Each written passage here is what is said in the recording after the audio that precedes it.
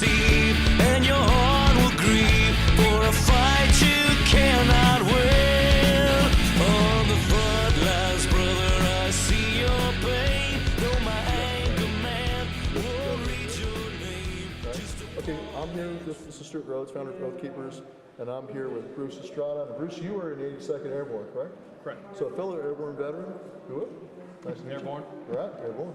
Now you were deployed to Katrina at the time of Hurricane Katrina, is that right? Yes. Down to New Orleans. Yes. Okay, can you tell us about that? Yeah. Basically, at the time, I was a private. I was a PFC in the 313th MI battalion, and I was on a Trojan team. We went down there, and explain to them what a Trojan team is. Yeah, MI is military intelligence, but explain to them what a Trojan team is. what a Trojan, it's basically a Humvee with a lot of computer equipment, and it can basically go anywhere in the world, and then provide internet connection. All the different levels of internet that the military uses. So it's a combo vehicle. It is a combo vehicle. We went there, and the purpose there, we got there, we set up, and what we did is we basically ran internet connection lines to the division main for the commanding general and the headquarters there for the 82nd at the airport there in New Orleans. Okay. Now, a lot of folks don't know that we know that the 82nd is in Katrina, and so I think it's an important point to make that there was not just only National Guard, but also active duty Army deployed. Yes. Now, the big question you're going to get, of course, is did you participate in any gun confiscation during Katrina? No, I did not participate in any gun confiscation. Gun confiscation did not even come up. There were no orders at all that I was aware of for that. That isn't what we did. The guys I was with were tasked with personally. Like I said, I delivered communication so that we can kind of organize and see what's going on. And with that, we mainly did like hydrology charts, seeing where the water was, what neighborhoods were under. And then our guys went out on boats, on Zodiacs, to houses to check them for bodies and basically stranded people. It wasn't any kind of security. It was what we did was purely assistance. It was going there, finding people that were stuck on their roof, stuck in their attic, that didn't have water, bringing them water, getting them out if they wanted to come out. At the same time, checking for bodies and identifying houses that had been cleared.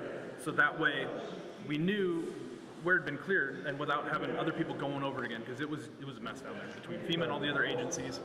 Everybody was just going in circles, and there was no real cohesion on what was going on, and so we took it upon ourselves to start kind of creating the map, the hydrology maps, where we'd gone, where we'd cleared, where we'd seen, so that we could do our job and get out of there. Right. Now, did you guys work with the Army Corps of Engineers doing that, or were they there too? I don't know. I was not with them. Okay. Well, now, when you were there, did you know about the gun confiscation that was going on? No, I did not. It was such a mess down there. It was absolute confusion. It was herding cats. It was absolute chaos down there. Now, you learned about it later, though, right?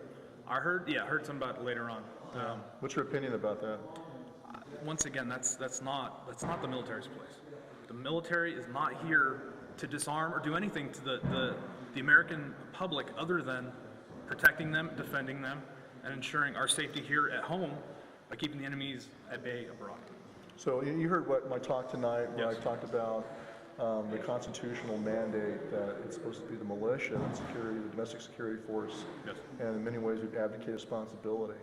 What do you think about that? I mean, basically, my argument would be that I don't see any place in the Constitution for calling forth the standing army to do anything inside the United States. That it should be the militia of the states that handles it, or if it needs to be called for federal service, it would be the militia of the several states called forth for the three purposes listed in Article 1, Section 8. So I guess maybe I'm kind of a hardliner on that.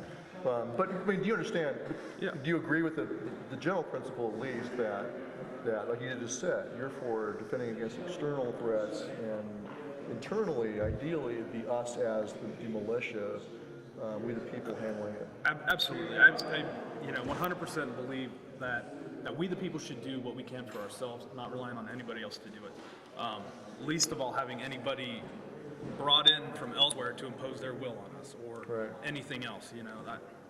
Now you saw, have you seen the video on our website, the interview with Staff Sergeant Joshua May from the Utah National Guard? I have not, no. Where he talks about what happened, his experience with Katrina, is where he did a preemptive refusal. They didn't hear about it, and so they heard about the gun confiscation, and their unit did a preemptive refusal to participate, which is kind of our model that we use, right? Now, you mentioned people being brought from somewhere else. What do you think about federalized police officers being brought from around the country to Katrina? What was your experience with them, or did you have any? I kind of dealt with a lot of people. It was such, like I said, it was just absolute chaos. Everybody was just from everywhere doing, I guess, what they could, or what they thought they could, or what they thought was right. Basically just trying to help. I mean, from my experience personally, everybody I saw there was definitely trying to help, absolutely, yeah, for the best intentions. Right. Unfortunately, of course, we know that there were some people there that were there, and like the California Highway Patrolman who tackled the old lady in her kitchen. Yeah, there's just there's just no excuse for that. Right. We did get one story. Another 82nd vet was there, and he happened to go into a bar owned by an 82nd Airborne veteran. And at first, when he walked in the door, the guy behind the bar was a little bit cautious. He's like, are you guys here to disarm me? And they're like, oh no, not at all. And then he like took his hand off his M4 they had behind the bar. He's like, well, that's good because you weren't going to. Yeah. So they had a nice little chat as fellow 82nd Airborne guys. And luckily, thankfully, no one tried to disarm that vet, or that could have been, right there could have been shattered around the world. So I want to thank you for your service. And thank you for coming out tonight. Are you a member of Oath Keepers, by the way, by chance? No, this is the first time I've come out to do anything. Okay. And checked it out. Good to go. What do you think about Oath Keepers after tonight's speech? I like it. I absolutely agree. I re-enlisted. The last time I re-enlisted and took that oath, I actually did it in a Taliban opium field. Oh, is that right? I was going to bring the picture. I forgot to bring it. Yeah, I'll email it to you. But yeah, I re-enlisted in a Taliban opium field. We had the guys down there with their ICOM radio, just like we need to, in the opium field, holding the U.S. flag. We're out there fully kitted out, taking the oath, holding the flag. There's a mountain behind us. They're like, we need to get out of here. They're getting ready to take pot shots at us. We're like, well, hold on. I do solemnly swear. Yeah, in the picture, I'm holding it up, and I've got my hand, fully kitted out. They're waiting to do it. And that's awesome. That's good to go. Well, hopefully more men in the military will pay attention to what's going on now in our country. What do you think about the gun issue? Let me ask you about that, about this whole gun grab thing. That, again, I think that's just a big overstep. It's a big overstep from the federal government. It's not their place. Like you said, the Second Amendment was not issued to us by our government. It was not given to us by man. These are God-given rights from birth. Certain things, inalienable rights. That's it. It's there for ours. It's there for us, and it's not there for the taking. Now, you live here in California. Yes. What's your opinion of the bill? I guess it's Steinberg who presented a bill in California that pretty much would outlaw all semi-automatic rifles. The one whose purpose is nothing more than to outdo New York's bills. Right. Out of control. That is completely And what's your stand on it as far as what are you going to do about it if it passes? Will you comply? Absolutely not. Okay. It's about all you can do at this point in time. Is just continue to. They've been having the gun rallies at the Capitol here. There's been two, I think, since this all started. Right. So the people are continuing to voice their concerns. The people know. It's almost like a little pissing contest between, who's got the most hubris here between us and them. And it came out and said, New York has really stepped up. We need to outdo them and show them that we're better. We're California. Right. That is not a way to show that you're better. I don't think they're considering all the ramifications, the full ramifications. What is the opinion of your brother veterans in California? Like the ones you've been at these rallies, what's the sentiment among them? The sentiment's pretty much the same. It's not anybody's place to come here and do it. It's a clear overstep of boundaries.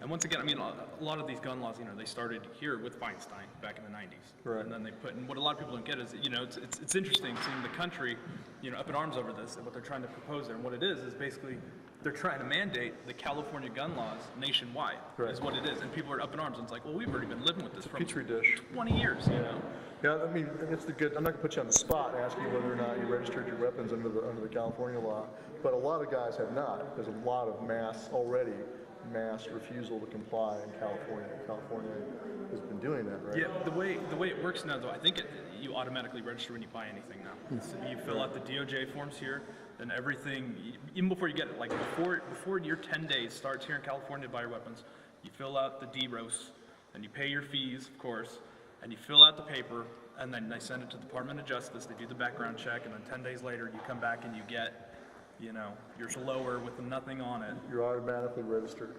But the ones who were held, a lot of the guns that were held prior to the ban going into effect in California, there's mass non-compliance for those, right? It kills a lot of people. Like a lot of the vets I know are my friends' dads, you know? Right. And it blows their mind because back when the initial one came out to register back in the 90s, you know, they were in the military, they were serving, they're patriotic, you know, very faithful, very religious, very law-abiding. You know, the law said you need to register your weapons. They're in the military. They went and they registered them. You know, nothing really came about it. Now, talking to them, you know, they're like, you know, they're all kicking themselves in the ass for doing it, and they think it's ridiculous. They're like, you know, kicking themselves in the ass for doing it, and they think it's ridiculous. They're like, you know, my whole life I did what was right. I followed every law. I complied with everything. You know, I served the country. You know, they served their church, law-abiding citizens, paid their taxes, did everything that they're supposed to, and then now they're on the verge of being felons for nothing. Right. For absolutely complying with everything. Right. And that is what is blowing a lot of people's mind right now. That's what's opening a lot of eyes. That's what's getting a lot of these older veterans really riled up. The younger ones are just, you know, these wars, they change you, and they're just, you know, kind of develop a take no shit attitude after so much combat. You can't help it, especially, you know, living the way we do over there. So. Have you ever heard the story of Athens, Tennessee? Where World War II veterans came back and there was a corrupt sheriff. Even though they voted him out, they manipulated the ballot box and refused to turn him over. And the veterans, like you just said, they'd been through war. They just had an attitude of, we're just not going to put up with this. And they took him out. They just laid siege to the sheriff's office and rooted him out. So, and the National Guard was someone called up the National Guard, tried to call up the National Guard of the state. And the veterans in the National Guard, who are also World War II veterans, said, we're not going to do it. We're not going to go, you know, use force against our fellow veterans. And so that was a successful uprising, I guess you could call it, but just to actually enforce the law. Yeah. And you know, and a lot of the guys now, you know, that are out, that have actually been in combat, done the real missions, actually, you know, really been there, done that, you know, you get sent out to go on a mission, and they tell you you're not allowed to shoot at anybody, you can't shoot any weapons, but we're going to send you into a hornet's nest. And when you go in there, when you stir up that hornet's nest with your presence, we're not going to send you air because we don't want collateral damage. So they're basically telling us, okay, we're going to go send you to fight, one arm behind your back, your feet tied together, and when you need help, we're not going to help you. Now, speaking of that, what about what happened in Benghazi, where you had those two SEAL vets who responded to protect their fellow Americans, and they were overtly denied air cover? I just think that'd be typical. Not surprised by it? Not by that. Especially, you know, people running hush-hush things, and, you know, everybody tries to keep it, I don't know, they just want to keep it, you know, as low profile as possible. You know, when the shit hits the fan, then it's, you know, time to go into backpedal mode.